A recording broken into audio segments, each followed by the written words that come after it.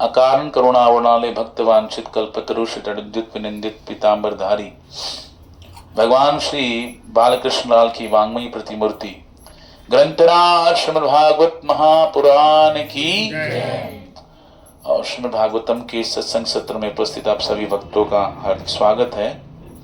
और जैसे कि हम लोग श्रवण करते आ रहे हैं श्रीमद् भागवत के द्वितीय स्कंद के अंतर्गत चौथे अध्याय में, जहां पर भगवान श्री कृष्ण के बहुत प्रिय भक्त परम भक्त श्री सुखदेव गोस्वामी पाद, इनके चरणों में परीक्षित महाराज जब भगवान के द्वारा इस सृष्टि की रचना के विषय में वर्णन श्रवण करने की आकांक्षा प्रकट करते हैं, इच्छा प्रकट करते हैं, तब सुखदेव गोस्वामी प्रथम भगवान के मंगलाचरण करके भगवान की स्तुति गायन करते हैं, प्रशंसा करते हैं, ताकि उन्हीं भगवान के द्वारा जो समग्र सृष्टि के आदि स्रोत है, समग्र सृष्टि को प्रकट करने वाले, समस्त सृष्टि के जितने भी जीव है, उन जीवों को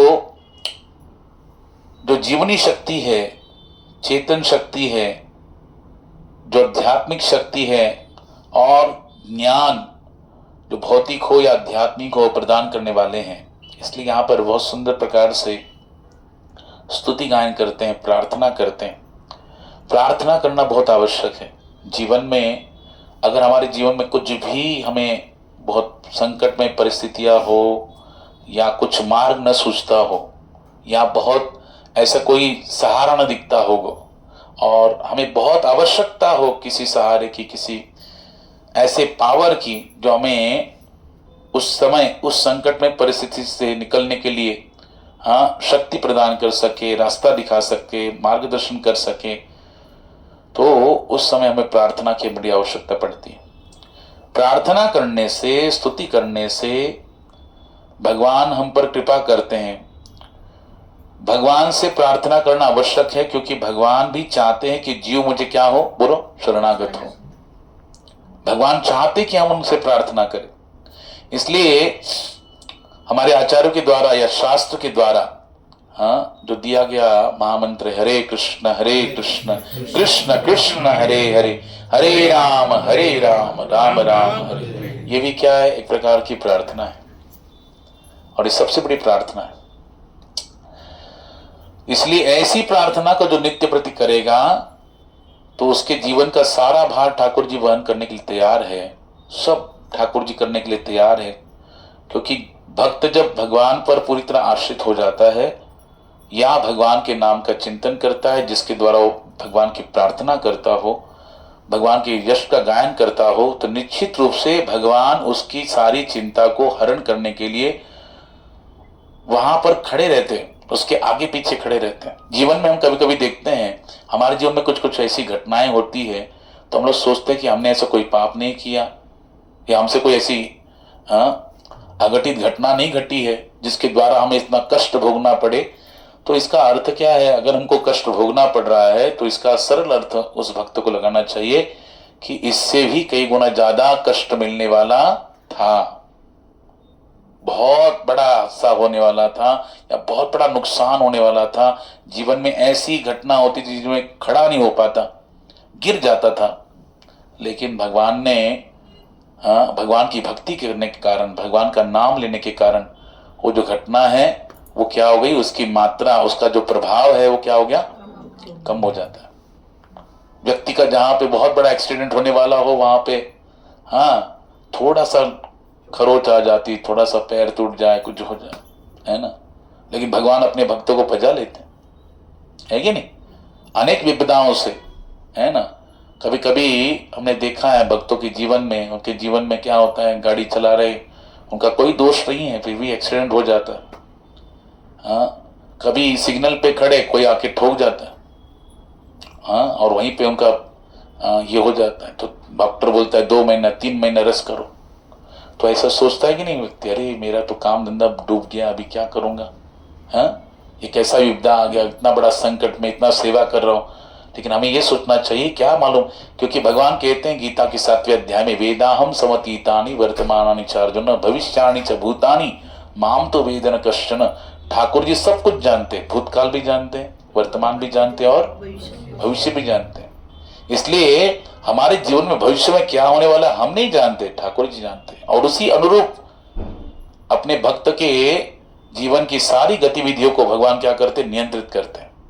वैसे परिस्थितियां उसके जीवन में लाते ताकि उसका भविष्य क्या हो, उज्जवल हो, उसका भविष्य क्या हो, दुख से रहित हो, आनंद से पूरित हो, ऐसा उसका भविष्य हो। हाँ, इसलिए भगवान वर्तमान में उसके जितने भी प्रारब्ध कर्म हैं, उनके संकटों को, उनके परिणामों का प्रभाव भी क्या करते हैं, कम कर देते हैं, जिससे वो सहन कर सके। हमारे गुरु महाराज कहते हैं कि भगवान कभी भी किसी भी जीव की सहनशीलता से ज्यादा उसको कष्ट नहीं देते।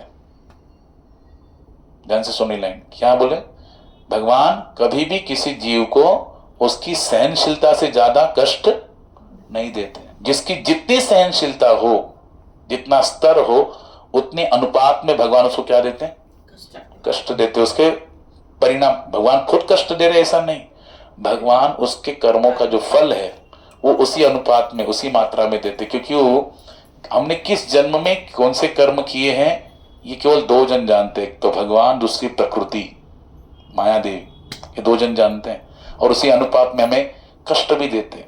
इसलिए जो शरणागत जीव है उसका भार तो ठाकुर जी ने उठा के रखा है। इसलिए भगवान सबके जीव, सभी की सहनशीलता की मात्रा को जानते हैं कि कितना सहन कर सकता है।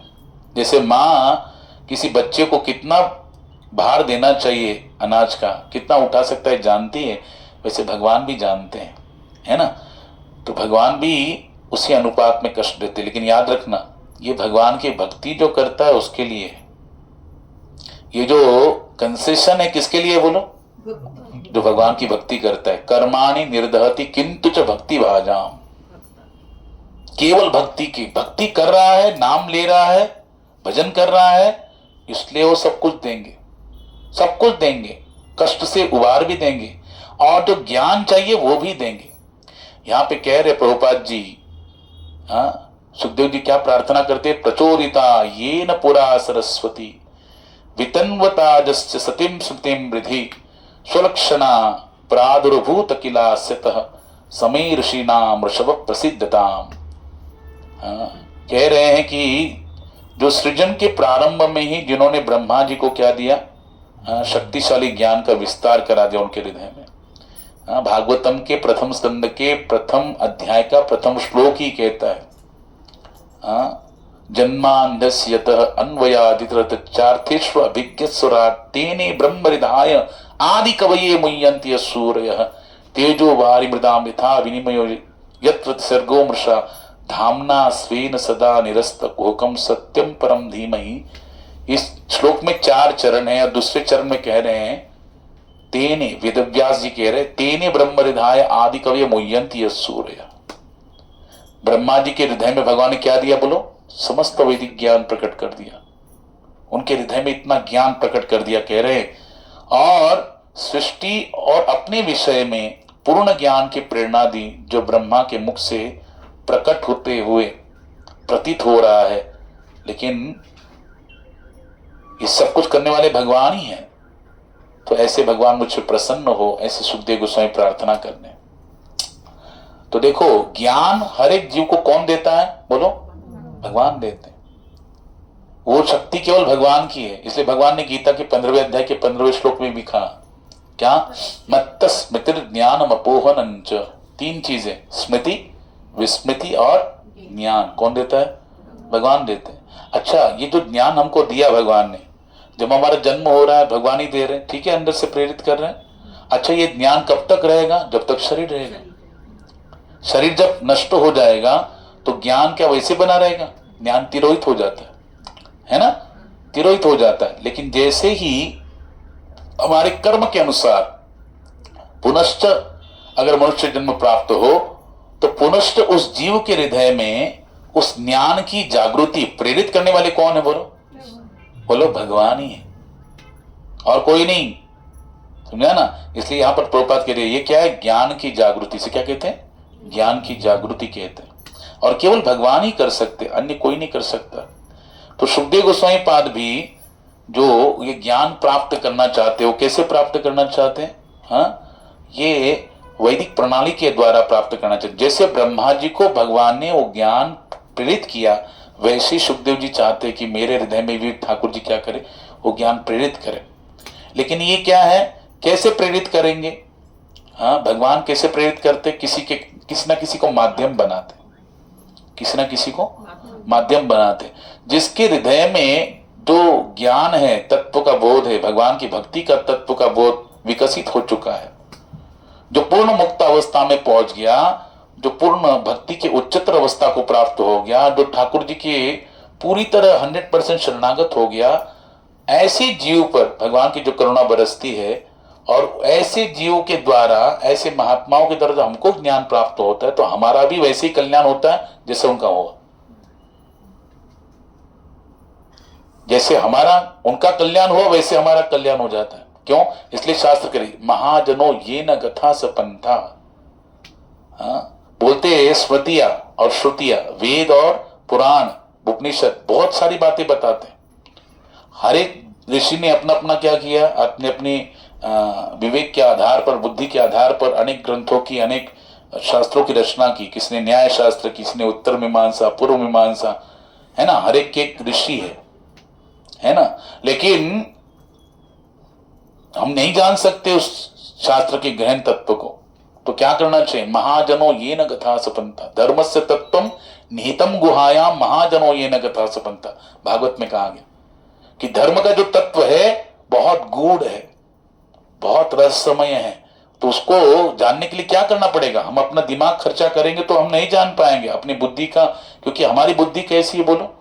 हाँ, सीमित बुद्धि है, सीमित बुद्धि, अपूर्ण इंद्रिया है, 4 दोष है ना हमारे अंदर। हाँ, भ्रमित होते रहते हैं, अपूर्ण इंद्रिया है, धोखा देते हैं, गलतियां करते हैं, बुद्धि भी सीमित है। हाँ, उस सीमित बुद्धि से असीमित का ज्ञान कैसे प्राप्त होगा? तो क्या करना पड़ेगा? एक ही मार्ग है, शरणागति, और कोई मार्ग नहीं, सरेंडर। जिनके पास वो ज्ञान है उनको क्या हो जाओ? सरेंडर हो जाओ, शरणागत हो जाओ।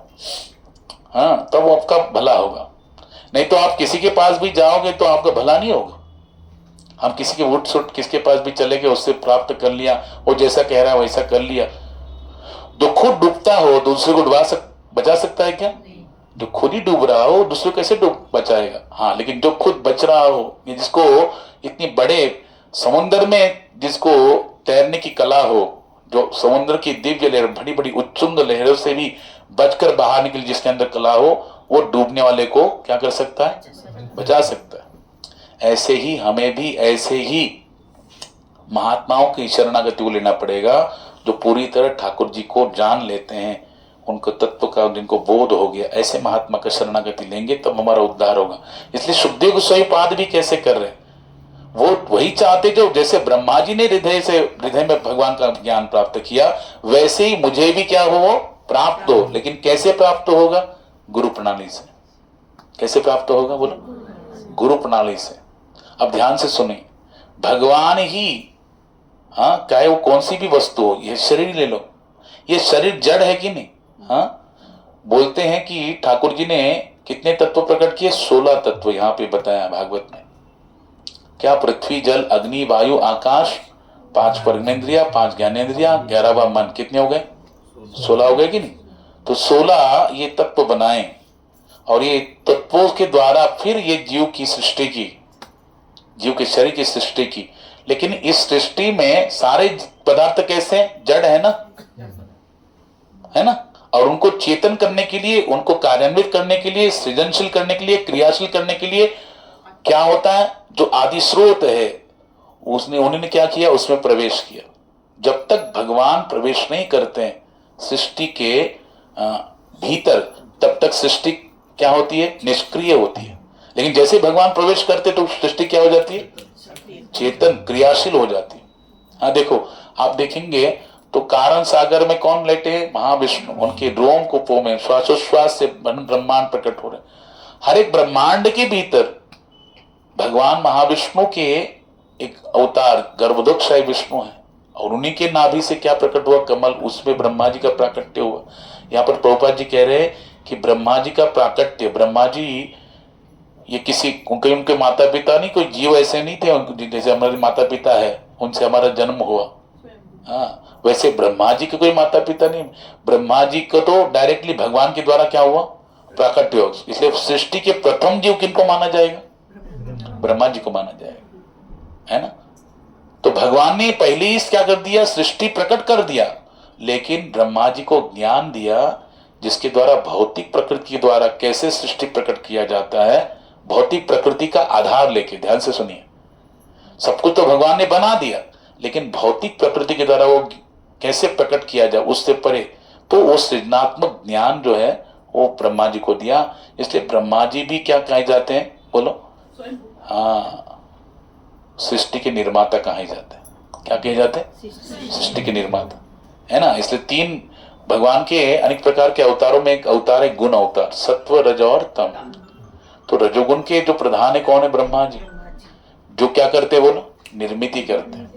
क्या करते हैं, निर्मित। भगवान विष्णु क्या है, सत्व गुण के प्रधान है, वो पालन करते हैं, और भगवान शिव तमोगुण के प्रधान देवता है, इसलिए वो क्या करते हैं, संहार करते हैं।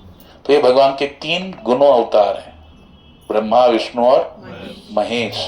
तो लेकिन ब्रह्मा जी भले गुण अवतार में आते हैं, लेकिन उनको ज्ञान देने वाले कौन है, बोलो, ठाकुर जी हैं।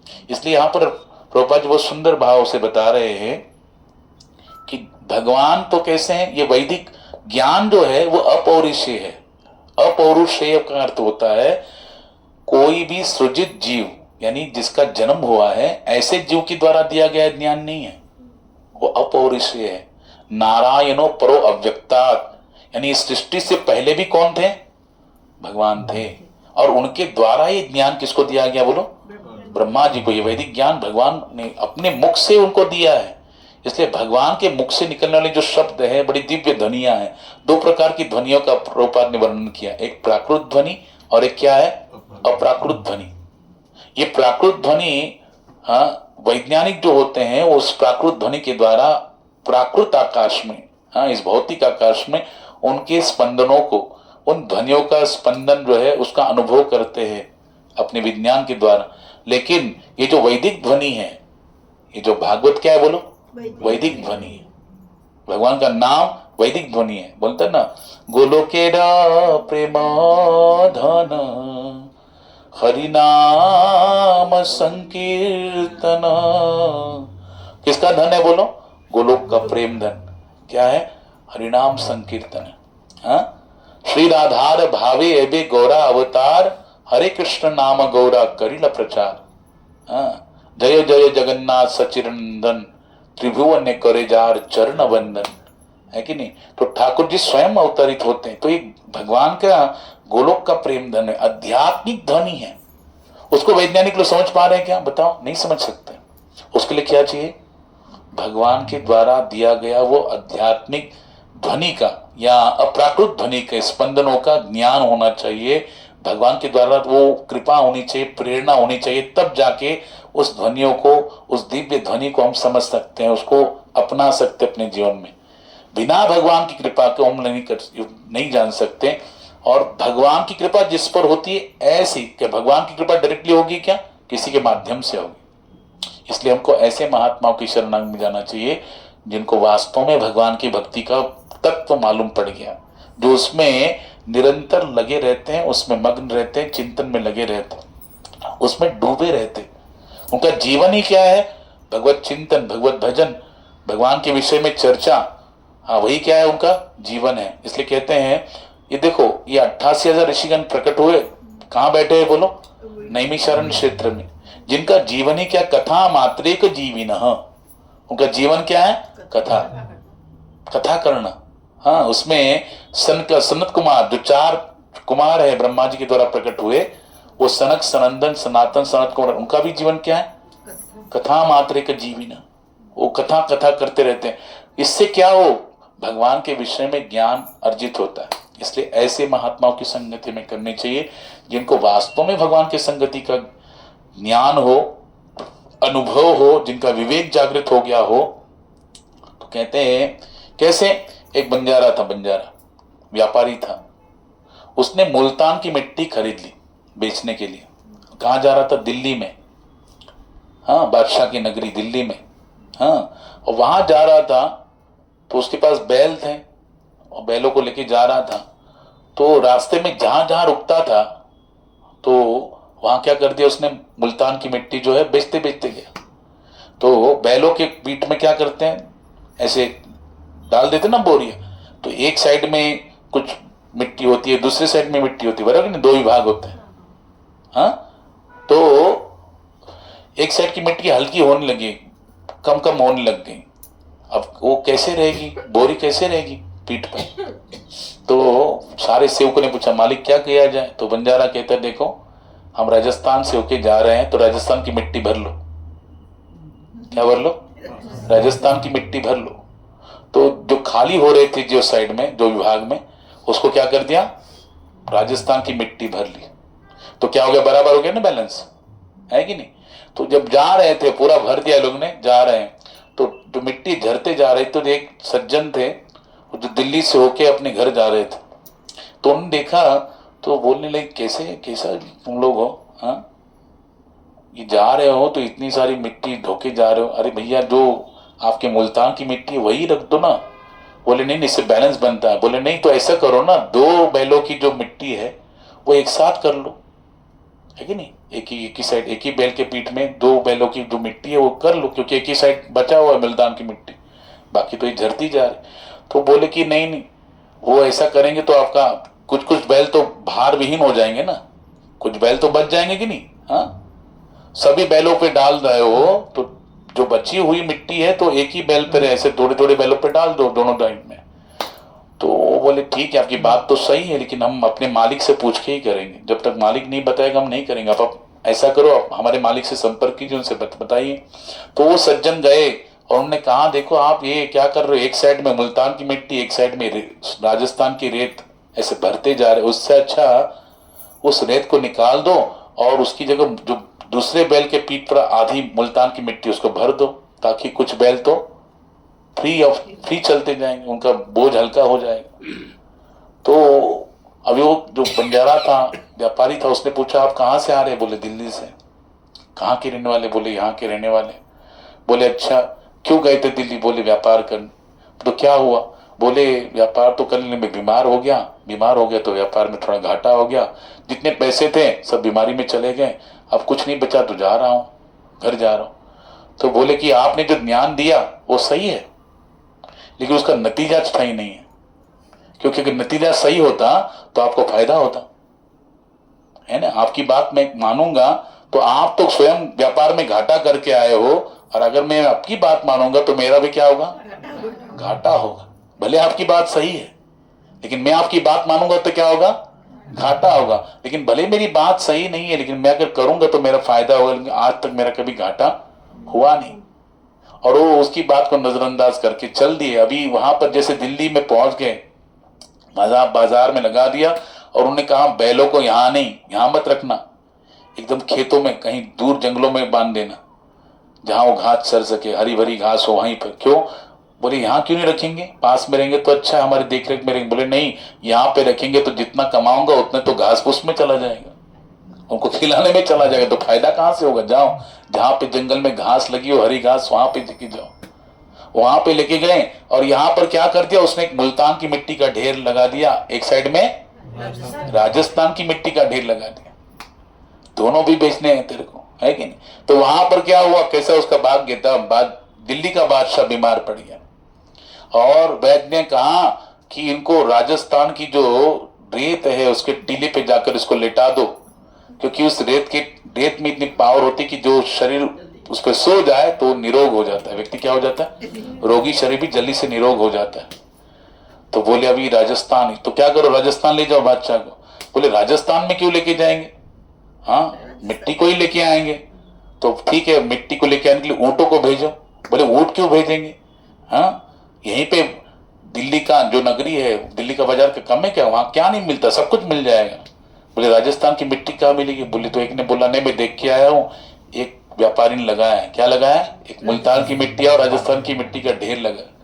अब वहां पे गए और कहने लगे कि कितने में दोगे, तो उसने कहा जितने की ये है उतने की ये भी मिलेगी, क्योंकि दोनों को भी मैंने समान रूप से भर कर बैल पे लाद के लेके आया हूं, इसलिए जितनी दाम की मुल्तान की मिट्टी है उतने ही दाम की राजस्थान की रेती भी उतने दाम की है, तो बताओ रेत भी उसने कितने दाम में बेची?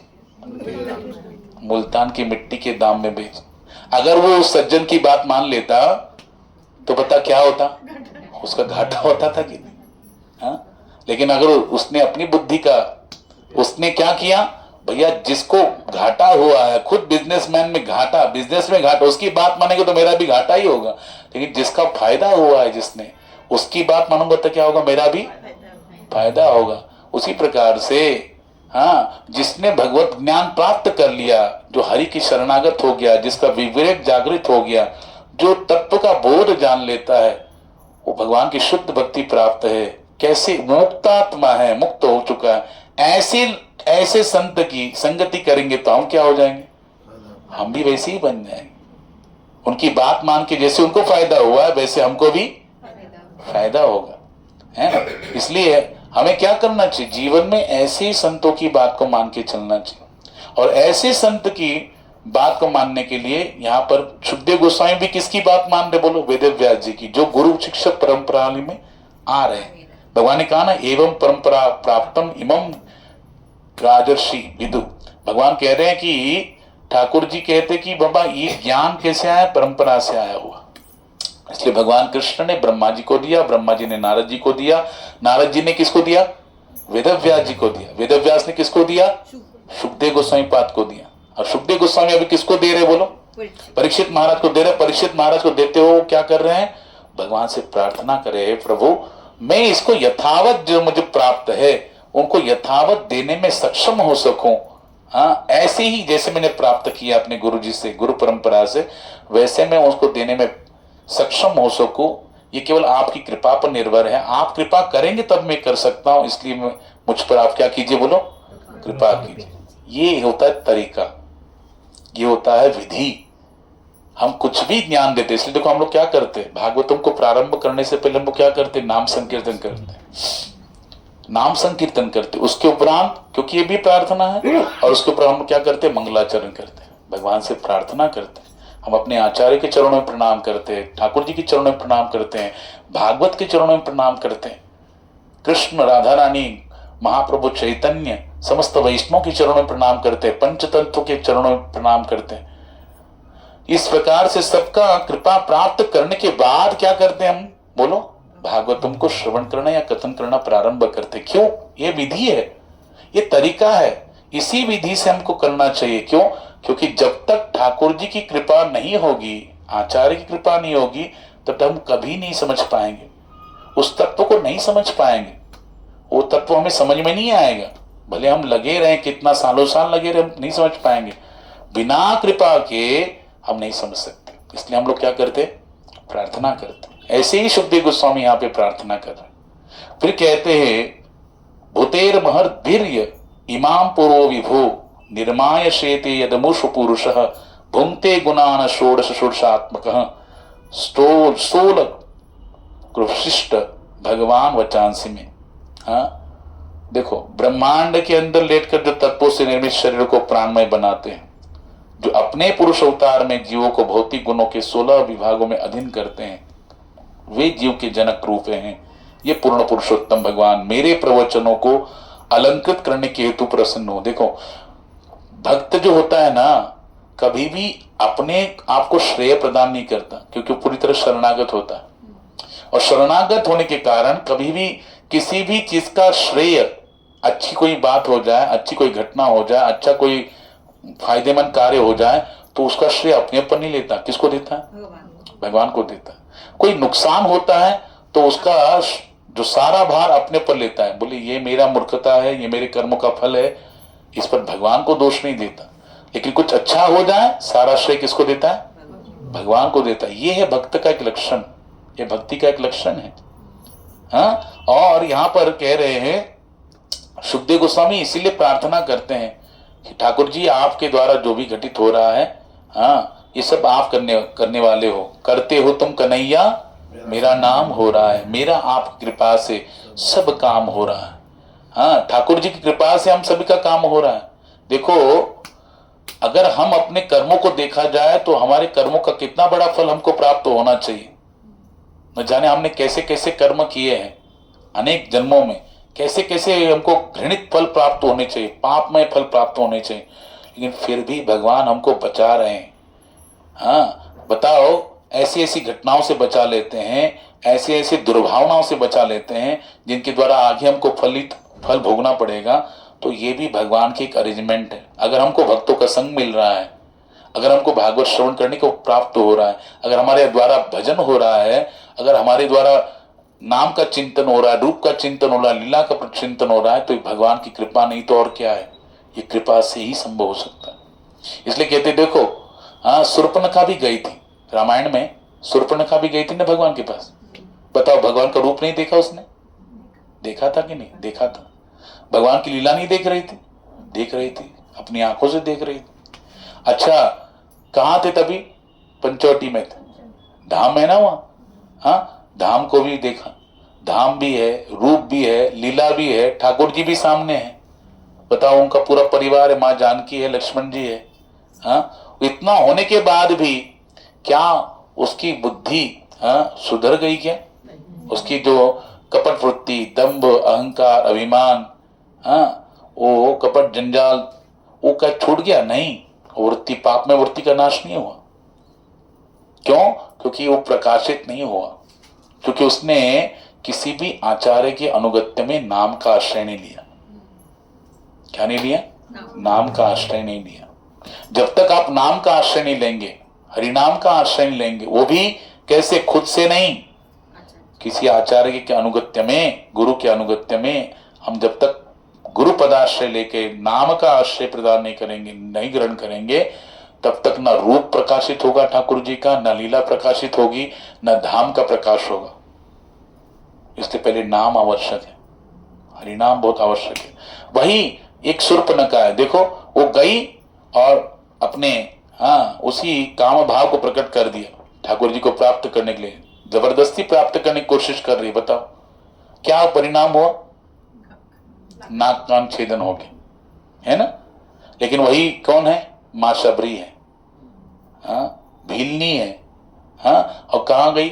जंगल में गई और वहां पे मतंग ऋषि के आश्रम में गई। मतंग ऋषि के पास जाने के बाद मतंग ऋषि कहते हैं कान में, पुत्री तुम यहीं बैठ के क्या करो? राम राम करते रहो। इसी राम नाम का आश्रय लोगी तो तुम्हारा क्या होगा? जीवन धन्य हो जाएगा। प्रभु राम स्वयं आएंगे तुम्हें दर्शन देने के लिए।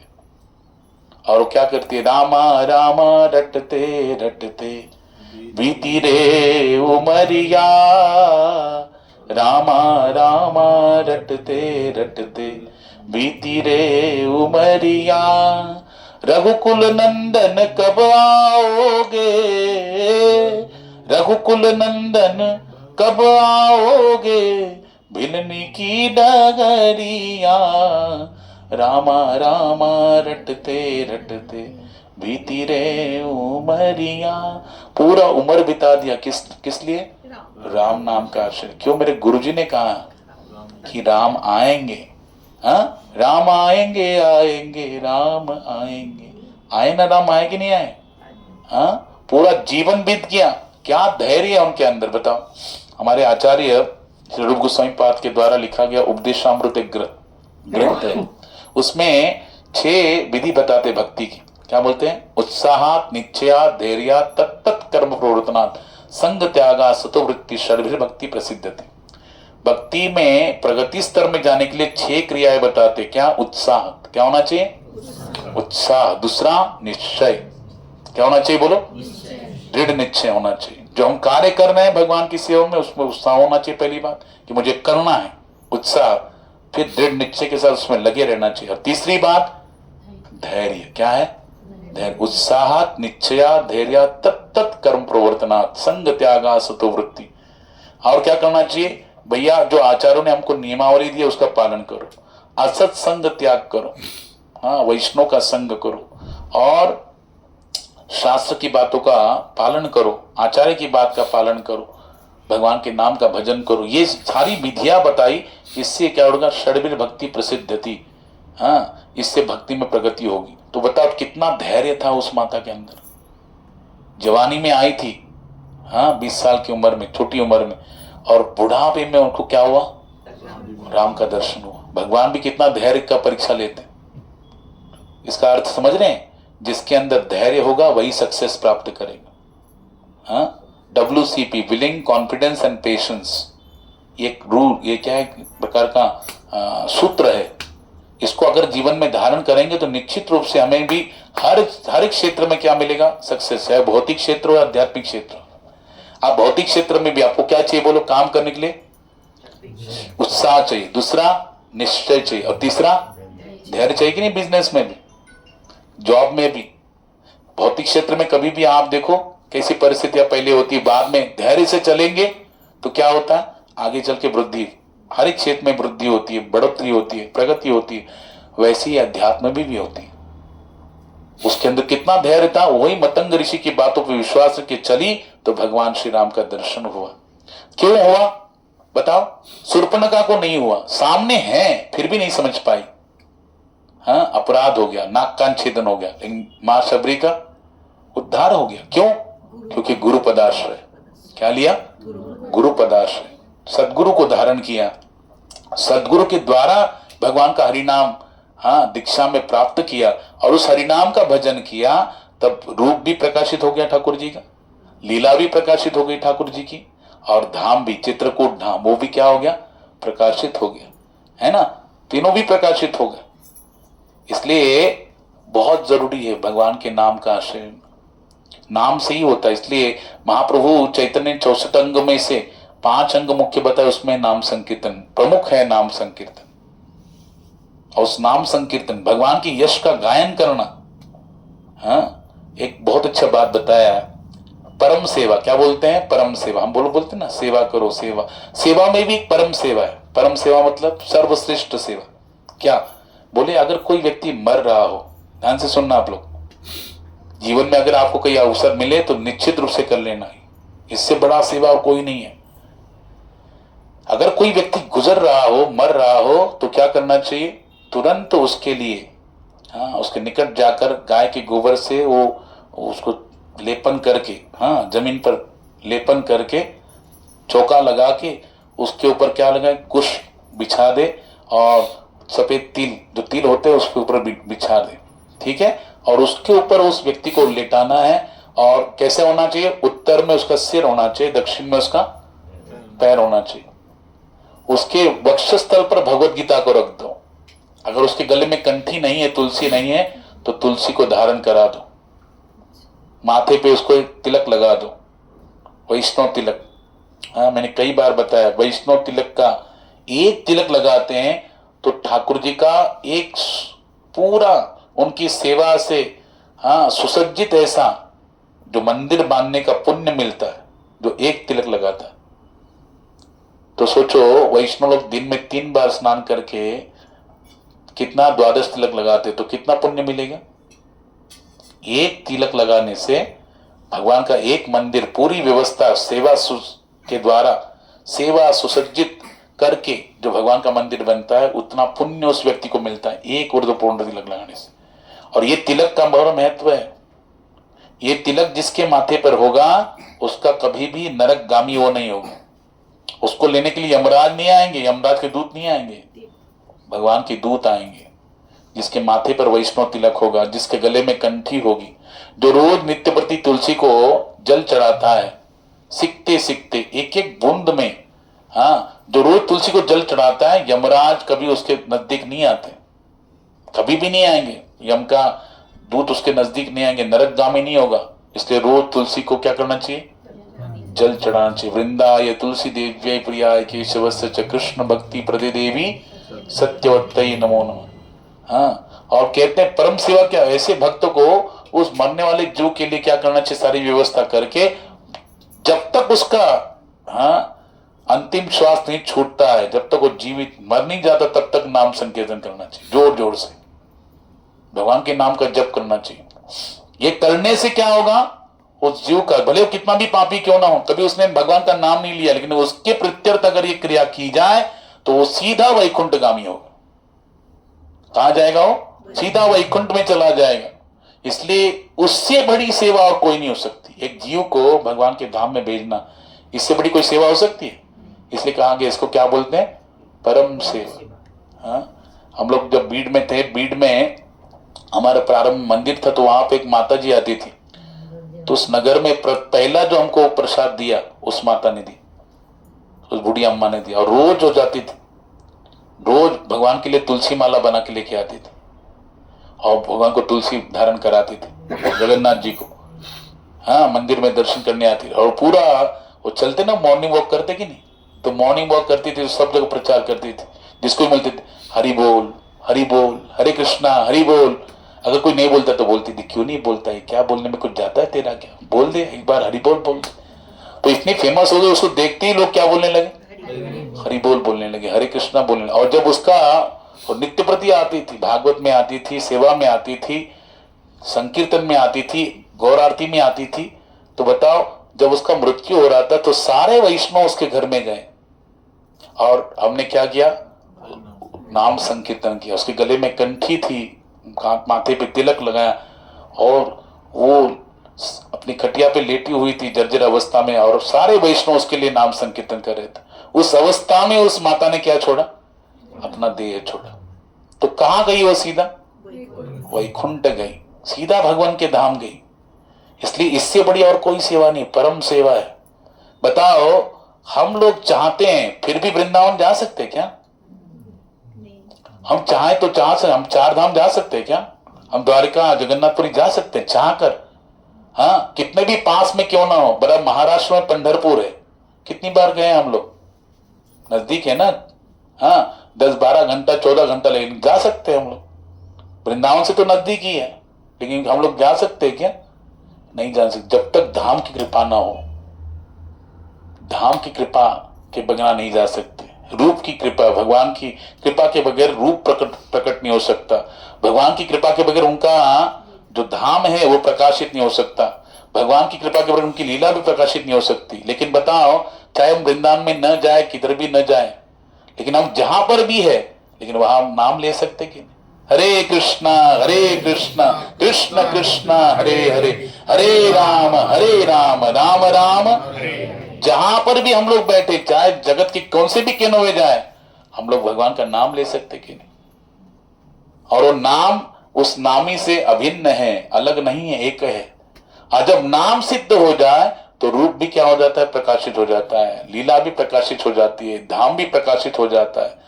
वहीं वहीं बैठे बैठे उसी के घर में न लगती सायास जावे बनांतरा, सुखे ये तो घरा नारायण।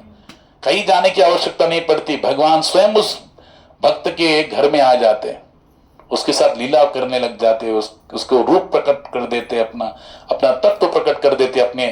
किसके द्वारा बोलो? केवल नाम के द्वारा। नाम में इतनी शक्ति से महाप्रभु चैतन्य ने कहा कि नाम नामकारी बहुधा निज सर्वशक्ति तत्रार्पिता नियमित स्मरणे न काल एतादृशी तब कृपा भगवन ममापि दुर्दैव मी दृश्यमिहाजनी नानुराग। नाम कितना पवित्र है, और भगवान ने कितना कृपा कर दिया। किसी भी समय लो, चाहे रात के 12 बजे लो, 2 बजे लो, 3 बजे। अभी देखो, अभी हुआ कि नहीं, तो एक दिन पहले ही क्या हुआ था, ग्रहण, चंद्र ग्रहण था।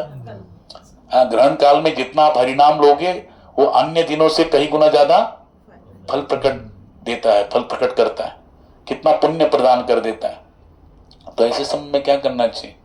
नाम करना चाहिए। बताओ, उस समय ना आप कुछ खा भी नहीं सकते, आप बाथरूम में नहीं जा सकते, बताओ इतने रूल्स। हाँ, ना शौच के लिए जा सकते, ना यूरिन पास करने के लिए जा सकते, ना कहीं आ जा सकते, ना उस चंद्रमा की तरफ देख सकते हैं, कुछ क्रियाएं नहीं करनी। केवल आप एक ही काम कर सकते हैं, भगवान का भजन कर सकते हैं, आप भगवान की कथा को श्रवण कर सकते हैं। ये कर सकते कि नहीं कर सकते? तो नाम हम कभी भी ले सकते हैं। भाई को भाई अनकल आलसहु, नाम जपत मंगल दिस दसो। हाँ, जगन्नाथपुरी धाम में कबीरदास जी गए। कबीरदास जी मालूम है ना? कबीरदास जी रामानंदाचार्य के शिष्य है, जगतगुरु रामानंदाचार्य के शिष्य है कबीरदास जी। राम नाम लेते थे। तो एक बार वो शाम भोगी समझते हैं? हाँ, वैष्णव में, संतों में होता है जो चना मिलता है ना, चना खाने के लिए, किसी ने चना दे दिया, हाँ, भुने हुए चने, वो खाया, तो उसको बोलते शाम भोगी। क्या बोलते हैं? शाम भोगी। वो शाम भोगी खा रहे थे, तो उसको खा रहे थे और राम राम राम राम राम राम सीताराम सीताराम चबरा एक राम राम राम ऐसे नाम लेते जा रहे। तो कोई एक ब्राह्मण जा रहा था, बोला अरे कैसा पापी है, अरे झूठा मुंह भगवान का नाम लेता है। क्या बोला? झूठा मुंह भगवान का नाम लेता है, घोर नरक में जाओगे। तो कबीरदास जी बोले अच्छा। तो उन्होंने बोला पानी लिया, पानी किया, कुल्ला कर दिया, कुल्ला करके धो दी है, कुल्ला कर दिया। तो बोले अभी क्या हो गया? अभी ठीक हो गया, अभी क्लीन हो गया ना, साफ हो गया, स्वच्छ हो गया मुंह? बोले हाँ। तो उससे पूछ के है स्वच्छ हो गया बराबर? अच्छा अभी नाम ले सकते? बोले हाँ। अब फिर उन्होंने फिर से कुल्ला भर लिया और उस पर थूक दिया, बोला तो उस पर थूक दिया। तो बोले क्या करता है? तो बोले बताओ अभी तो तुमने बोला था स्वच्छ हो गया, क्या बोला था अभी तुमने? स्वच्छ हो गया। तो इस पे अपनी कुल्ला करके तुम पे डाला तो तुमको गुस्सा होने की क्या जरूरत है? लेकिन वो गुस्सा हो, क्यों? चाहे कितना भी कुल्ला कर लो, चाहे हजारों बार कुल्ला कर लो, लेकिन क्या ये मुंह स्वच्छ हो सकता है क्या? शुद्ध हो सकता है क्या? पवित्र हो सकता है क्या? इसके अंदर क्या है? हाँ बताओ, ककार है, खांसी के जंतु है, और क्या लार बह रही है इसमें अंदर भरी है, उसको कितना बार भी आप करो, कुल्ला करो, क्या वो स्वच्छ हो सकता है? अपवित्र ही रहेगा। लेकिन ये अपवित्र मुख भी कब पवित्र होगा? जब भगवान का पवित्र नाम इस मुख से लिया जाएगा तो ये अपवित्र मुख भी क्या हो जाता है? पवित्र हो जाता है। इसलिए चाहे आप कैसे भी लो, हाँ, खाते हुए, सोते हुए, चलते हुए, फिरते हुए, कैसे भी भगवान का नाम लो, वो नाम क्या करेगा? पवित्राणाम पवित्रेभ्योपि पावनानाम पावनेभ्योपि मंगलानाम मंगलेभ्योपि हरिर्नामेव केवलम। हरिनाम इतना पवित्र है कि जितना भी अपवित्र है सबको पवित्र कर देता है। पवित्र को भी पवित्र कर दे तो अपवित्र को पवित्र करने में कौन सी बड़ी बात है? इसलिए ये अपवित्र ऐसा मुख है जिसमें निरंतर लार है, खखार है, हाँ, कफ है, लेकिन फिर भी इस अपवित्र मुख को पवित्र करने वाला हरिनाम जिसके पास हो वो निश्चित रूप से भगवान की धाम की प्राप्ति कर सकता है। इसलिए कहते हैं चाहे जैसी भी अवस्था हो, नाम का आश्रय नहीं छोड़ना चाहिए। और वो नाम किसके द्वारा प्रदत्त होना चाहिए? बोलो, गुरु के द्वारा प्रदत्त होना चाहिए। तो गुरु के द्वारा जब प्रदत्त होगा तब जाके क्या होगा? गुरु कृपा से वो ज्ञान प्राप्त होगा, जिस ज्ञान को गुरु जी ने प्राप्त किया। श्रोत्रिय ब्रह्मनिष्ठम, क्या कहते हैं? समित पाणी ही श्रोत्रिय ब्रह्मनिष्ठम, जिनको समस्त वेदों का ज्ञान हो जाए, समस्त शास्त्रों का ज्ञान हो, भगवान की भक्ति का ज्ञान हो, जो आचार्य हो, आचरण में लाते हो, ऐसे महात्माओं का कृपा प्राप्त हो जाए तो निश्चित रूप से हमारी गति कैसे होगी? ऊर्ध्वम गच्छन्ति, हमारी गति ऊर्ध्व लोकों की तरफ होगी, भगवान के धाम की तरफ होगी। इसलिए यहाँ पर सुखदेव गोस्वामी पहले प्रार्थना करते हुए कह रहे हैं कि मैं जो ज्ञान प्राप्त करूंगा उसी प्रकार से प्राप्त करूंगा जैसे एवं परंपरा से आया हुआ है। इसलिए बहुत सुंदर बात यहाँ पे प्रार्थना करते हुए कहते हैं कि भगवान ही उस ज्ञान के जनक है, सबको ज्ञान देने वाले हैं। आगे कह रहे नमस्तस्मै भगवते वासुदेव वेदसे पपुर ज्ञानमयम सौम्या यन्मुखाम बुरुहा सव। ये वेदव्यास किसके अवतार है? कह रहे हैं वासुदेव के अवतार है। किसके अवतार है? भगवान वासुदेव के अवतार है वेदव्यास जी। इसलिए देखो भागवतम में 24 अवतारों के वर्णन में ये वेदव्यास जी का अवतार भी है, शक्त्यावेश अवतार, जिन्होंने वैदिक साहित्य का क्या किया? हाँ, प्राकट्य किया। 4 वेद, 6 शास्त्र, 18 पुराण, उपनिषद, महाभारत इन्होंने प्रकट किया। और ऐसे वेदव्यास का ये जो अवतार है किसके द्वारा हुआ? भगवान वासुदेव के द्वारा हुआ, जो वासुदेव के अवतार है। ये जीव गोस्वामी पाद कह रहे। और श्री विश्वनाथ चक्रवर्ती ठाकुर हमारे एक आचार्य है, आपको मालूम है, आप वृंदावन में जाएंगे ना, सप्त देवालय है, ध्यान से सुनिए। उसमें से जो राधा गोकुलानंद है, कभी गए राधा गोकुलानंद? हाँ, उसमें आपने देखा होगा वहां पे 5-5 गोस्वामियों की समाधि है। वृंदावन की जो सिद्ध स्थली मानी जाती है वो क्या है? गोकुलानंद। उसकी तरफ बहुत कम लोग जाते हैं, लेकिन वहां पे एक आचार्य है जो सबसे पहले आए थे, उनका नाम है लोकनाथ गोस्वामी। क्या नाम है? लोकनाथ गोस्वामी, जिनको चैतन्य महाप्रभु ने पहले भेजा था। सबसे पहले जो ब्रजधाम को, जो लीला को प्रकाशित करने के लिए किसी आचार्य को भेजा तो किसको आचार्य भेजा? लोकनाथ गोस्वामी। और उसके साथ भेजा भूगर्भ गोस्वामी को। किसको? हाँ, आप राधा दामोदर मंदिर में जाएंगे ना तो वहां ठाकुर जी का एक अवतार है, विग्रह है, इसका नाम है राधा छैल चिकन। क्या नाम है? राधा छैल चिकन, छलिया है ना। तो छैल चिकन अपनी लीलाओं के द्वारा, हाँ मतलब ये छैल चिकन अनेक प्रकार की नटखट लीलाएं करते हैं। ऐसे ठाकुर जी का प्राकट्य उनके द्वारा हुआ, भूगर्भ गोस्वामी। आप जब राधा दामोदर की परिक्रमा करोगे, हाँ तो क्या है, भूगर्भ गोस्वामी की समाधि आपको दिखेगी परिक्रमा मार्ग में ही। देखा आपने? हाँ समाधि है, समाधि समाधि उनकी समाधि है भूगर्भ गोस्वामी की। उनके द्वारा प्रकटित विग्रह है कौन? छल चिकन। हाँ जीव गोस्वामी के द्वारा प्रकटित विग्रह कौन से? राधा दामोदर, है कि नहीं। और गोकुलानंद प्रकट हुए ये राधा कुंड में थे। राधा कुंड से ये विश्वनाथ चक्रवर्ती ठाकुर लेके आए वृंदावन में। एक ही विग्रह देखो आप, छोटे से गोकुलानंद है, वो है गोकुलानंद। हाँ और है राधा विनोद, राधा विजय गोविंद। राधा विनोद लाल किसके हैं? लोकनाथ गोस्वामी।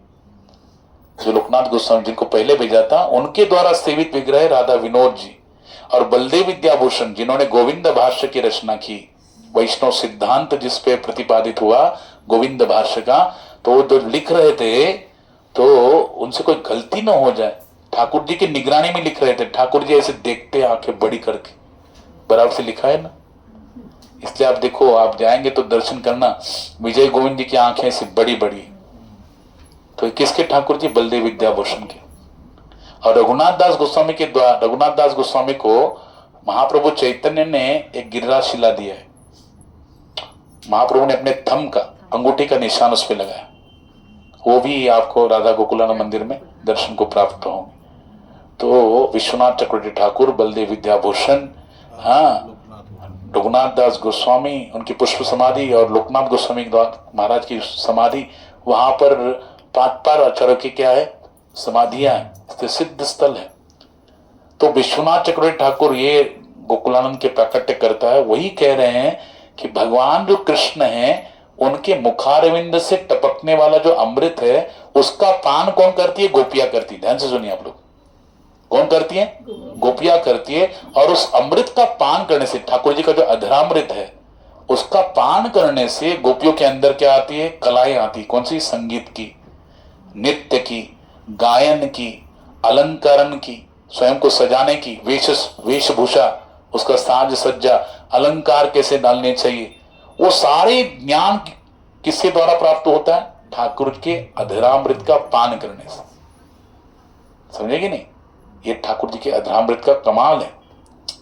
लेकिन ये जो ज्ञान है, ये दिव्य ज्ञान जो है, हाँ देखो ठाकुर जी को जो आस्वाद्य है, ये जो संगीत गोपियां सीखती है, वो कोई भौतिक ज्ञान नहीं है। कैसा ज्ञान है बोलो? आध्यात्मिक ज्ञान है। जो संगीत, नृत्य, गायन, अलंकरण, वेश सज्जा किसके द्वारा आस्वादन हो रही है? ठाकुर जी के द्वारा। ठाकुर जी वैसा चाहते हैं, वैसा वो प्रकट हो जाता है। क्यों? क्योंकि ठाकुर जी के अधरामृत का गोपियां क्या करती है? पान करती है। उनकी अधरामृत का कमाल है। लेकिन ये ज्ञान किसी भौतिक संसार के लिए ग्रहणीय है क्या? वो प्राप्त कर सकता है? नहीं कर सकता। तो उसके लिए क्या करना पड़ेगा? उसको शरणागत होना पड़ेगा। तो क्योंकि वो पूरी तरह भूल चुका है, तो वेदव्यास जी ने क्या किया? यहाँ पे क्यों शुद्ध गोस्वामी उनकी प्रार्थना करे कि वासुदेव के अवतार है वेदव्यास जी? क्यों? उन्होंने क्या किया? बोले उन्होंने समस्त वैदिक साहित्य का निर्मित किया। जिस वैदिक साहित्य को पढ़ने से, जानने से, उसका अध्ययन करने से भगवान को जो जीव भूल चुका है, हम भगवान को भूल गए हैं, वो क्या हो जाएगा? फिर से उसको भगवान का स्मरण हो जाएगा। इसलिए उन्होंने क्या किया? इस वैदिक साहित्य का निर्मित किया, इसका संकलन किया। भगवान खुद कह रहे हैं ना, वेदैश्च सर्वैर अहमेव वेद्यः वेदान् कृतवेद विदेव चाहम्। वेदों का संकलन करता भी मैं हूं। वेदव्यास किसके अवतार है? भगवान के है ना। तो बताओ भगवान ने क्या किया? वेदों का संकलन किया, और वेदों के द्वारा जानने योग्य भी मैं ही हूं। तो बताओ वेदव्यास जी ने क्या किया? अपना ही ज्ञान क्या किया? वो स्वयं ठाकुर जी के अवतार है, तो भगवान तत्व को प्रकाशित भी किया। क्यों किया? क्योंकि हम भगवान को जो भूल गए हैं, वो फिर से हमको क्या हो जाए? इस शास्त्रों का अध्ययन करके, भागवत को श्रवण करके हमें फिर से ठाकुर जी का स्मरण हो जाए।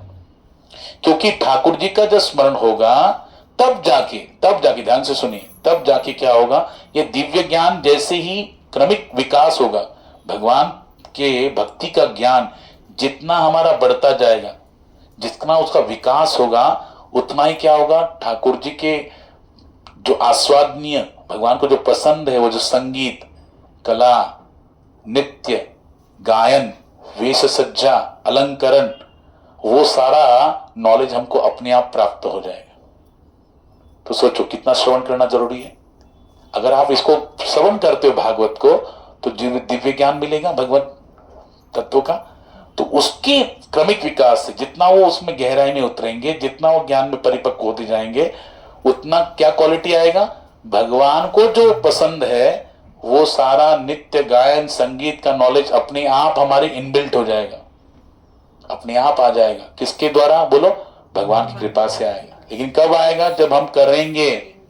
ध्यान से सुनना, मैं हमेशा कहता हूं, और भगवत गीता इसकी साक्षी प्रमाण है, भगवान पहले लेते हैं बाद में देते हैं। इसलिए भगवान पहले क्या ले रहे, बोले भाई पहले सुनो, इसको सुनो अच्छे से, इसको सुन के उसको चिंतन करो, निधि ध्यासन करो, मनन करो उस पर। और जब ऐसे करने से आपका विकास होगा दिव्य ज्ञान का, उसे मैं अपना आपको प्रदान करूंगा। क्या प्रदान करूंगा, मेरी लास्ट लाख में जो आवश्यक मेरी जो पसंदीदा चीजें हैं उसका ज्ञान तब मैं आपको प्रदान करूंगा। इसलिए यहाँ पर वैदिक ज्ञान का जो अभाव है, उसके कारण ही भगवान के रास नृत्य और संगीत से हम क्या है, दूर चले गए, उसका ज्ञान हमको प्राप्त नहीं हो रहा है।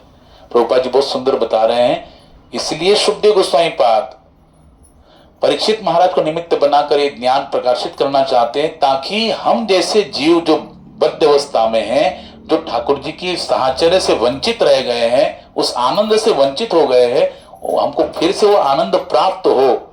इसलिए हमें क्या करा रहे, भागवतम की ये पुनरावृत्ति करा रहे, जो उन्होंने किससे प्राप्त किया, वेद व्यास जी से। अब वो दोहराएंगे, किसको दोहराएंगे, परीक्षित को। और परीक्षित की महाराज को जो दोहराएंगे, वही सुध गोस्वामी पाद क्या कर रहे हैं, नैमिषारण्य के ऋषि को बता रहे हैं, एज इट इज बता रहे हैं। तो ये विधि है, ध्यान से सुनना।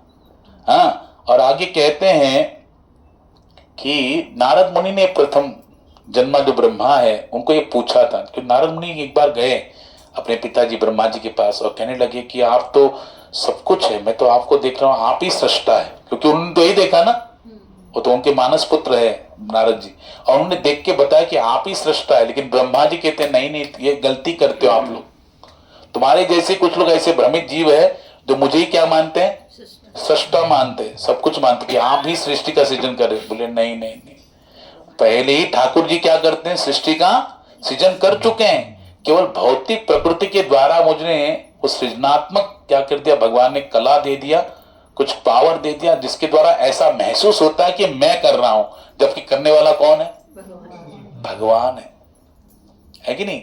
आप देखो कोई मूवी होती है ना, मूवी, हाँ, उसको मूवी में हम लोग क्यों क्या देते, हीरो हीरोइन विलन है ना, साइड हीरो साइड हीरोइन, माता पिता, जो भी देखते हैं।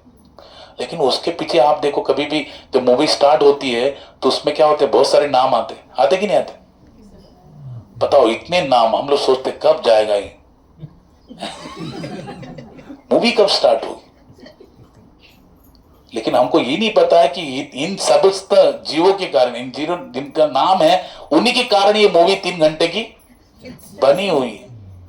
और हम लोग सोचते नहीं है हीरो हीरोइन ने बनाया, डायरेक्टर ने बनाया, लेकिन डायरेक्टर के साथ भैया कितनी सारी बड़ी टीम है, वो सारों का नाम वहां पे होता है, लेकिन हम उसको देख नहीं पाते, हम उसको नजरअंदाज करते हैं। हमको लगता है बोझ लगता है, कब जाएगा, हम कैसे मूवी देखने के लिए पैसे भरे, वो कब स्टार्ट होगी, जबकि पूरा मूवी उन्हीं के कारण हो गया। बताओ अभी नरसिंह अवतार की मूवी बनी, उसके लिए उस बंदे ने 5 साल मेहनत किया। कितना साल, अपना सर्वस्व लुटा दिया उसने, अपना सर्वस्व लुटा दिया।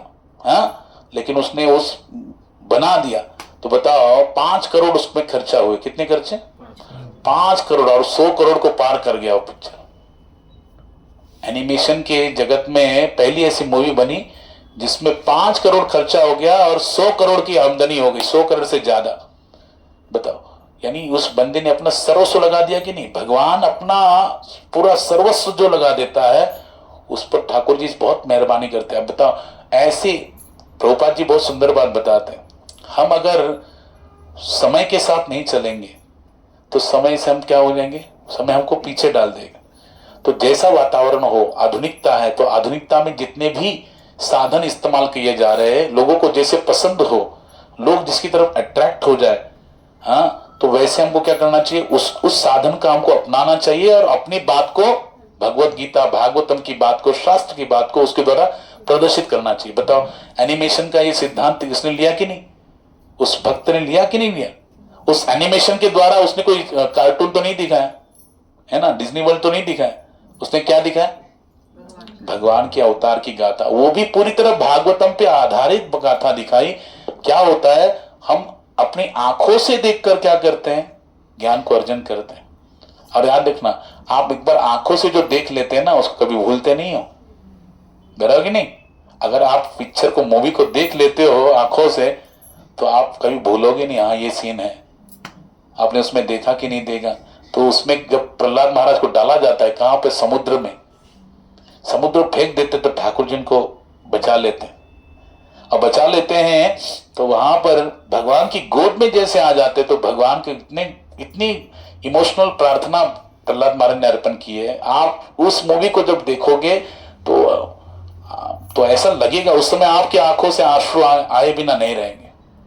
इतनी गहन प्रार्थना, इतनी विनम्र प्रार्थना, इमोशनल प्रार्थना प्रहलाद महाराज अर्पण करते। और भगवान कहते, बताओ मैं तुम पर बहुत प्रसन्न हूं, क्या वरदान चाहते हो? बोले, प्रभु बस मैं आपका दर्शन चाहता हूं, मैं जहां भी देखो वहां मुझे आप दर्शन दो। तो भगवान ने वहां पे कहा कि तुम आज से, अभी से तुम जहां भी देखोगे वहां पे मेरा तुम्हें क्या होगा? दर्शन होगा। इसलिए जब हिरण्यकश्यप ने पूछा ना, क्या इस खंबे में भी तेरा ठाकुर है, तो वहां पे उनको ठाकुर जी दिखाई दे रहे थे, तभी उन्होंने कहा मेरे ठाकुर जी यहीं पर भी, यहां पर भी। और फिर भगवान प्रकट हुए जिस स्वरूप में, तो वहां पे शांताकार दिख रहे थे प्रहलाद महाराज को, लेकिन जब प्रकट हुए तो उग्र नरसिंह के रूप में प्रकट हुए, है कि नहीं? तो भगवान के प्रति जैसा भाव हो, शत्रु भाव हो तो शत्रु भाव के अनुरूप प्रकट होते हैं, और भक्ति भाव तो भक्ति भाव के अनुरूप शांताकार रूप में प्रकट होते हैं। तो जाकी रही भावना जैसी, प्रभु मूर्तिन देखी तैसी। मैं कहना चाहता हूं कि भैया अपना सर्वस्व हम भगवान के चरणों में अर्पण करेंगे तो ठाकुर भी हमारे साथ वैसे ही व्यवहार करते हैं। यहाँ पर देखो, सुखदेव गोस्वामी भी अपना सर्वस्व भाव से भगवान को प्रार्थना कर रहे हैं। इसलिए भगवान पर कितने मेहरबान है। परमहंस चूड़ामणि सुखदेव जी पाद, आज परीक्षित महाराज को जो ज्ञान देने वाले, जो उन्होंने ज्ञान दिया द्वापर युग के अंत में, वही ज्ञान हम अभी ग्रहण कर रहे हैं। बताओ, 5,500 साल हो गए, उसी ज्ञान को हम प्राप्त कर रहे हैं भागवतम के माध्यम से। और ये ज्ञान तब तक आगे आगे चलता ही रहेगा, हमारे आगे के वंशों में भी चलता रहेगा, कई पीढ़ियों के तरफ चलता रहेगा। तो भगवत ज्ञान कैसा है? अपौरुषेय है। क्यों ये ऐसा नूतन लगता है, नाविन्यपूर्ण क्यों लगता है? क्योंकि वेद अपौरुषेय है। ये किसी पृथ्वी में किसी माता पिता के गर्भ से जन्मे हुए किसी जीव के द्वारा दिया गया ज्ञान नहीं है, ये भगवान के द्वारा दिया गया है। जो किसी भी, ना भगवान की कोई माता है ना भगवान के कोई पिता है, भगवान ही समस्त जीवों के आदि, हाँ, जीव है, आदि पुरुष है, और भगवान सबके माता पिता है। त्वमेव माता च पिता त्वमेव बंधुश्च सखा त्वमेव विद्या द्रविणम त्वमेव सर्वम मम देव देव। इसलिए 5 चीज अगर हम अपने जीवन में धारण कर लेंगे तो निश्चित रूप से ठाकुर जी की कृपा हुए बिना नहीं रहेगी। एक बार एक राजा और रानी के घर में एक सुपुत्र का उत्तराधिकारी प्राकट्य हुआ, बच्चे का जन्म हुआ। तो राजा रानी सोचते हैं कि हमारा बच्चा है, हाँ, और भक्ति भाव वाले थे राजा रानी। तो कहते कि भैया हमारे घर में अगर बच्चा जन्म लिया है तो उसको हम क्या बनाएंगे? हाँ, भक्त बनाएंगे। तो भक्त बनाने की किसी संत के सानिध्य की आवश्यकता है कि नहीं? हाँ, संत के सानिध्य की आवश्यकता है। राजा रानी आपस में चर्चा करे, हमारे सुपुत्र को हम लोग संत के सानिध्य में भेजेंगे, क्योंकि शत सुधरई सत्संगति पाई पारस परस कुधात सुहाई। उस समय तुलसीदास जी रामचरितमानस में कहते हैं कि शत सुधरई सत्संगति पाई। शत व्यक्ति है, पापी व्यक्ति भी है, वो भी सत्संग की प्राप्ति से क्या होता है? सुधर जा सकता है, सुधरता है। जैसे पारस की संगति में अगर लोहा आ जाए तो क्या हो जाता है? सोना हो जाता है। वैसे शट भी किसी संत के, शुद्ध संत के, भक्त के सत्संग में आ जाए, साचर में आ जाए, तो वो भी सुधर जाएगा। तो सोचने लगी कि कैसे, कौन से संत में जाएंगे? तो राजा कहते कि जंगल में 4 साधु है। हाँ, पास में जंगल में कितने साधु है? बड़े अच्छे संत हैं, उन्हीं के सानिध्य में हम अपने बच्चों को भेजेंगे तो बच्चा हमारा क्या हो जाएगा, भगवान का महान भक्त हो जाएगा। उस समय जब ये चर्चा चल रही थी, उनके घर में, उसके महल में चोर घुसा था। उस चोर ने बात सुन ली कि ये राजा और रानी क्या करने वाले, अपने राजपुत्रों को भेजने वाले संत के पास। तो सोचने लगा ये चोरी करना क्या बेकार बुरा धंधा है, इसमें कितना रिस्क है, हाँ पकड़ा जाएगा, कितना पिटाई होगी, क्या होगा, अब कुछ ज्यादा मिलता भी नहीं, बेनिफिट नहीं, लेकिन ये तो अच्छी बात है, मैं संत बन जाऊंगा, रियल नहीं, आडंबर कर लूंगा संत का, नकली संत का आडंबर कर लूंगा, तो ये राजा का जो पुत्र है मेरा चेला बन जाएगा, तो मुझे कुछ करने की जरूरत ही नहीं पड़ेगी। अगर राजा का चेला हमारा, राजा का पुत्र हमारा मेरा चेला बन जाए तो उसने ठान लिया। अब वो तो चोर था है कि नहीं, लेकिन चतुर चोर था। उसने क्या कर लिया, गेरुआ वस्त्र धारण कर लिया, धारण करके पहले वन में गया। राजा उन संतों के पास जाने से पहले ये पहुंच गया, 4 साधु के पास, है ना। पहले साधु के पास गया, बोला कि देखो महाराज, मैं आपके चरण में शरणागत हूं, मैं एक प्रश्न पूछना चाहता। बोले क्या? बोले जीवन का कल्याण, के मनुष्य जीवन में कल्याण कैसे होगा, कल्याण का रास्ता बताइए। तो साधु ने, पहले साधु ने क्या बताया, बोले कि देखो बेटा, कभी किसी का दिल मत दुखाना, हाँ किसी का दिल मत दुखाना, अगर दिल दुखाओगे तो भगवान की कृपा नहीं होगी, कल्याण नहीं होगा, कष्ट भोगना पड़ेगा, उस जीव के दुख देने का पाप भोगना पड़ेगा, घोर नरक में जाओगे। इसलिए पहली शिक्षा हम कहते हैं कि किसी का दिल मत दुखाना। हाँ, तो बोले और कुछ? बोले नहीं नहीं, इसी से काम बन जाएगा। पहले साधु ने क्या बताया, किसी का दिल मत दुखाना, ऐसी कष्ट नहीं देना। दूसरे साधु के पास गया, आगे चला गया, तो आगे चला गया तो दूसरा साधु के पास गया, तो बोले सत्य वचन, कभी झूठ नहीं बोलना, हमेशा सच बोलना, चाहे कितना भी कंठ में प्राण आ जाए, कितनी कठिन परिस्थिति हो जाए, प्राण चला जाने की नौबत क्यों ना आ जाए, लेकिन कभी झूठ मत बोलना। साच बराबर तप नहीं, झूठ बराबर पाप, जाके हृदय साच है, वाके हृदय आप। ठाकुर जी, क्योंकि सच के समान, सत्य के समान कोई तप नहीं है, झूठ बराबर कोई पाप नहीं है। इसलिए जिसके हृदय में तप सत्य है, उसके हृदय में ठाकुर जी विद्यमान रहते हैं। इसलिए भगवान का नाम भी क्या है, सत्यम परम धीमहि, परम सत्य ठाकुर जी। तो दूसरे साधु ने क्या बोला, बताओ, सत्य वचन बोलना, कभी झूठ नहीं बोलना। पहले ने क्या बताया, कभी किसी का दिल मत दुखाना। दूसरे ने कहा झूठ मत बोलना, सत्य वचन बोलना। तीसरे साधु के पास वो छोड़ गया और उसके पास जाकर पूछा, महाराज बताइए कल्याण का रास्ता क्या है, कल्याण कैसे होगा।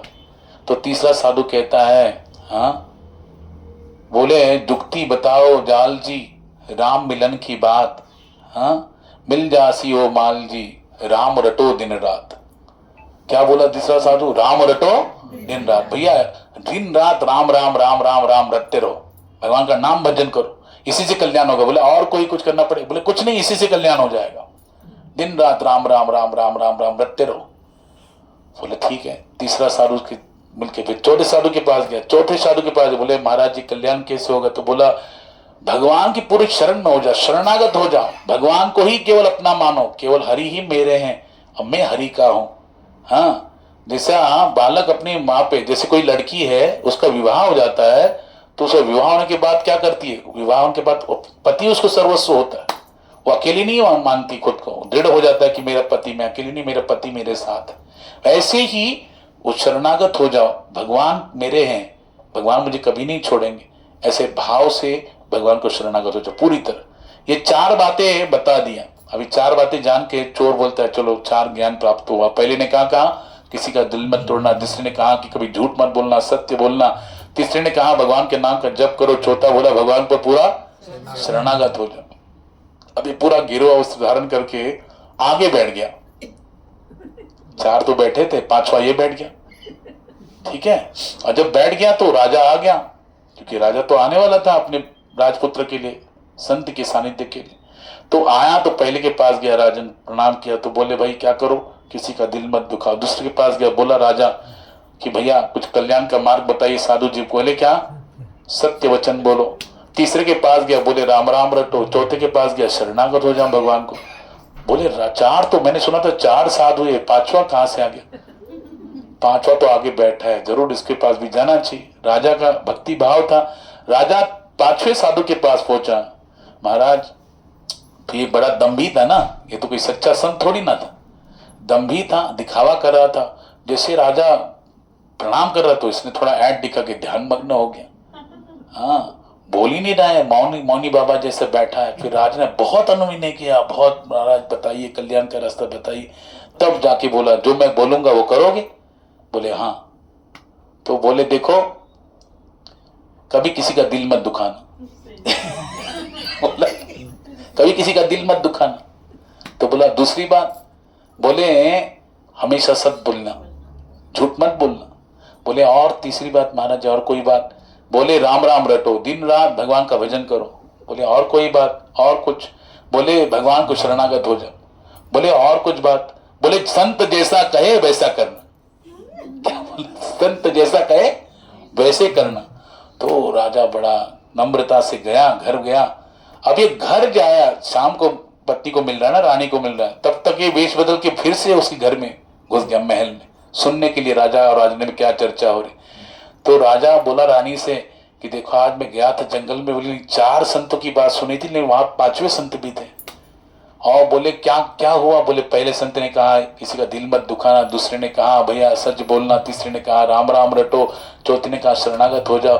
बोले 5वें ने क्या कहा? बोले 5वें ने तो चारों की बात एक ने कह दी, और 5वीं बात कही कि भाई जो संत कहे वो करना। तो सबने तो एक एक बात कही और इसने 5 बातें कही। तो बोले सबसे बड़ा तो यही है, अपने राजपुत्र को यही पे डालेंगे, इसकी शरणागति में, इसकी संग का परिणाम से हमारा राजपुत्र क्या होगा? भगवान का महान भक्त बन जाएगा। अब देखो राजा और रानी विनम्र भक्त थे, श्रद्धावान थे। उनकी चर्चा से, उनके कथन से इस चोर के हृदय में भी परिवर्तन आ गया कि वो सोचने लग गया उसकी उनकी बातें सुनकर कि देखो मैं तो झूठ मूठ का नकली साधु बना और मैंने राजा को कहे तो ये श्रद्धावान इतना है कि वो मेरी संगति में अपने राजपुत्र को देना चाहता है। अगर मैं सच्चे संत के रूप में सच्चा साधु अगर होता, हाँ, और वो सारी बातें मैं स्वयं आचरण करता, हाँ, तो मेरे पे कितनी भगवान की कृपा हो जाती, मेरा उद्धार हो जाता। उसके हृदय में परिवर्तन हो गया। बोला चाहे कुछ भी हो जाए, ये चारों बातें मैं अपनी जीवन में धारण करूंगा। क्या? कभी किसी का दिल नहीं दुखाऊंगा, हमेशा सच बोलूंगा और राम राम रटूंगा और भगवान को पूरी तरह शरणागत हो जाऊंगा। ये 4 बातें मैंने अपना ली। अभी 5वां जो संत मिलन है, संत जैसा कहे, संत जैसा कहे, लेकिन उस संतों का मिलन तो होना चाहिए। सच्चे संत के मिलन के लिए वो तरसने लगा, ढूंढने लगा। अब तो होशियार था ही, चतुर था ही, जहां जहां जाता था परीक्षण करता था, बोले ये नहीं, ये संत ठीक नहीं, और आगे चलता गया। तो भगवान स्वयं उसकी इच्छा, दृढ़ इच्छा देखकर भगवान एक सच्चे संत के रूप में वहां पे आ गए, साधु पुरुष के रूप में आए, और उनको देखकर उसे लगा कि हाँ ये हो सकते हैं महान संत लगते हैं। बोले मुझे आप दीक्षा दीजिए। भगवान बोले नहीं नहीं ऐसे नहीं देंगे, भगवान भी तो दिखाते अपनी कला। तो बोले ऐसे नहीं देंगे आपको, तो क्या करना पड़ेगा? बोले आप हमारी बात को मानना पड़ेगा, एक कार्य करना पड़ेगा। बोले क्या?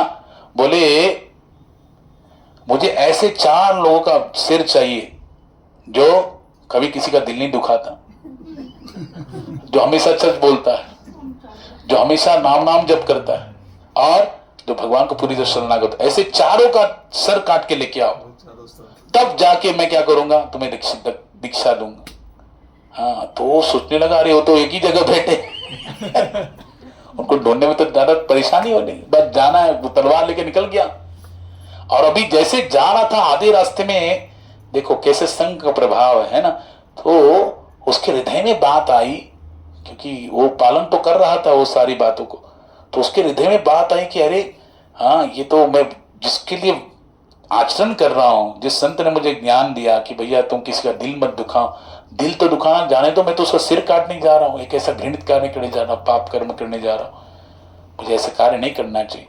वो तुरंत घूम गया वापस, और उन्हीं संत पुरुष के पास गए जो भगवान स्वयं संत पुरुष बने थे, उनके पास गए। तो बोले लाया, सिर काट के लाया? बोले नहीं, आप तो बोले 4 अलग अलग सिर लाओ, मैं तो आपको और आसान कर देता हूं, एक ही सिर में जिसमें सारी बातें पालन करता है, एक ही स्वयं एक सिर में हो जाएगा। है? बोले कौन सा? मैं, हाँ, मैं झूठ भी नहीं बोलता, हाँ, और मैं किसी का हृदय भी नहीं दुखाता, मैं राम राम रखता हूं, और क्या करता हूं? शरणागत जी हूं। बस आप एक मेरा मस्तक काट के ले लो, आपका काम हो जाए। जैसे काटने लगा तो भगवान बोले नहीं बस बस बस, परीक्षा में उत्तीर्ण हो गए। भगवान ने उनको दीक्षा दिया, ठाकुर जी ने स्वयं उसको दीक्षा दिया। हाँ, और भगवान से दीक्षा प्राप्त करके उसका जीवन निहाल हो गया। बताओ, उसने अपने जीवन में कितनी चीजों को पालन किया? 5 चीजों को, 5 चीजों को, है ना। जैसा संत कहे वैसा किया ना उसने, काटने गया कि नहीं? हाँ, तो वैसे ही हम अपने जीवन में अगर इन 5 बातों को धारण करेंगे, क्या? कभी किसी का दिल नहीं दुखाना अपनी वाणी से, अपने कार्य से। दूसरा, हमेशा सत्य बोलना, झूठ नहीं बोलना। हाँ, तीसरा, हाँ, राम राम रटो, नाम रटो दिन रात, भगवान के नाम का भजन करना, हरे कृष्ण कृष्ण कृष्ण हरे हरे, हरे राम राम राम। और चौथी बात, भगवान को क्या होना है? शरणागत होना है। और 5वीं बात, जैसा संत कहे वैसा ही करना, जैसे भगवान गुरु कहे वैसे करना। इन 5 बातों को धारण करेंगे तो जैसे उस चोर का उद्धार हो गया, तो हमारा भी क्या हो जाएगा? उद्धार हो जाएगा। समझे कि नहीं? इसलिए परंपरा से ज्ञान प्राप्त करना, आचार्य की अनुगत्य में भगवान का भजन करना, ये बहुत आवश्यक है। अगर वो नहीं होगा तो निश्चित रूप से हमारा उद्धार कभी नहीं हो सकता। इसलिए कहते एवं परंपरा प्राप्तम इमं राजस्य विदुः कालिने महता योगो नष्ट परंतप। आचार्य परंपरा होनी चाहिए, किसी भी सच्चे संत का अनुगत्य लेना चाहिए। अगर हम झूठे संत का अनुगत्य लेंगे तो निश्चित रूप से हमारी वही गति होगी। एक बार कौन जा रहे थे? नानक जी जा रहे थे अपने शिष्यों के साथ, तो देखा कि एक अजगर पड़ा हुआ था और उसको बहुत सैकड़ों चींटियां काट रही थी अजगर को। तो कहने लगे कितना दुर्दशा हो गई गुरुजी, देखो। तो नानक जी कहने कुछ नहीं, ये तो चीटर गुरु था, इसके चीटर शिष्य है।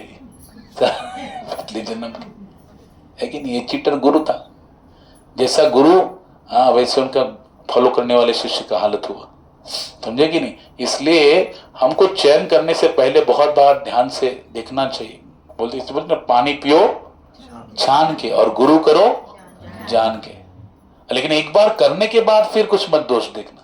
एक बार कर लिया फिर वो जैसा बताते हैं, देखो चाहे कितना भी दोषी क्यों ना हो, कितना भी पापी क्यों ना, लेकिन अगर कोई स्वीकार करते तो क्या करेगा? भगवान का भजन करो, वो शास्त्र की बात कोई दोहराएगा, है ना, भले आडंबर। हाँ, लेकिन अगर उसकी बात को हम इच्छा स्वरूप में अगर पूरा सच्चा मानकर श्रद्धा से युक्त होकर दृढ़ विश्वास के साथ पालन करेंगे, तो कई कई ऐसे भी कथाएं हैं जिसमें गुरु तो क्या है? दम्भी है, दिखावा करने वाला है, लेकिन उसकी बात भगवत भजन की बात मानकर शिष्य को क्या हो गया? भगवान का दर्शन हुआ, और उसी शिष्य के द्वारा गुरु को भी भगवान का दर्शन हुआ, उसका उद्धार हो गया। समझेगी नहीं? इसलिए हम एक बार गुरु करने से पहले जान लेना चाहिए, अगर नहीं है एक बार कर लिया फिर उसके बाद मत सोचना, उसको पालन करना चाहिए। ये आचार्य की बात बता रहे हैं। तो कहने का भाव यही है कि यहाँ पे सुखदेव गोस्वामी पाद ब्रह्मा जी का जो तत्व है जिसके द्वारा ब्रह्मा जी को वैदिक ज्ञान प्राप्त हुआ, उसकी बात का वर्णन करते हैं और ये ज्ञान प्रस्तुत करते हैं कि उन्हीं ब्रह्मा जी की प्रणाली में नारद जी, वेदव्यास जी और मुझे उनके द्वारा प्राप्त हुआ, जो परीक्षित महाराज को मैं देने जा रहा हूँ। इसलिए हे हरि, आप मुझ पर कृपा कीजिए ताकि मैं आपके सृष्टि विषय की जो रचना की बातें हैं उसका दिव्य प्रकाश परीक्षित महाराज को ठीक से वर्णन कर सकूं। ये प्रार्थना सुखदेव जी कर रहे हैं। हाँ, ये हमें शिक्षा प्राप्त होती है। हरे कृष्ण कृष्ण कृष्ण हरे हरे, हरे राम राम राम हरे हरे। ग्रंथराज श्रीमद् भागवत महापुराण की निताई गौर प्रेमानंदे। हरि हरि बोल।